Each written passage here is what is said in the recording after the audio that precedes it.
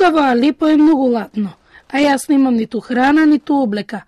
Мајка ми загина, ми останаа таткото и мојата сестра. И надежда, дека ќе ми се помогне. Ова е животот на дете кое го видел ужасот во Сирија. Нивниот живот и сон не може никој да ги врати, но малата помош од секој од нас може да им го промени. Детската амбасада меѓаше заедно со Сдруженијето на граѓани Легис со донаторска акција за помош Македонија со Алепо. Донаторските картички ќе бидат во весниците или на адресата на Легис.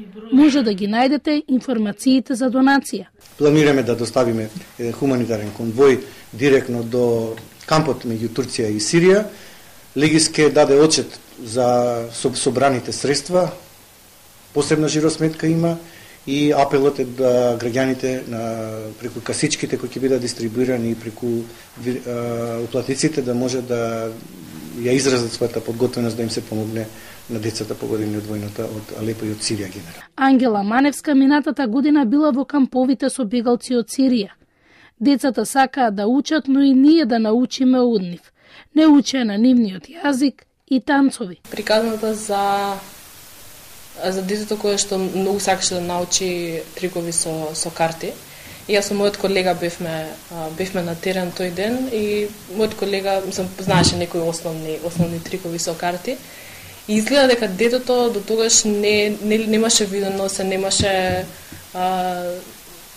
соочено со таков вид на активност, би рекла, па кога мојот колега му покажа еден или два трикови со карти, тој беше воодушевен и едноставно тоа е момент кој што не можам да го доловам со зборови, туку едноставно ликот се си кажуваше и понатаму цело време кога доаѓавме прашуваше дали имаме карти, дали можеме повторно со карти да му покажеме некои трикови. Во камповите во Турција има околу 3 милиони бегалци од Сирија.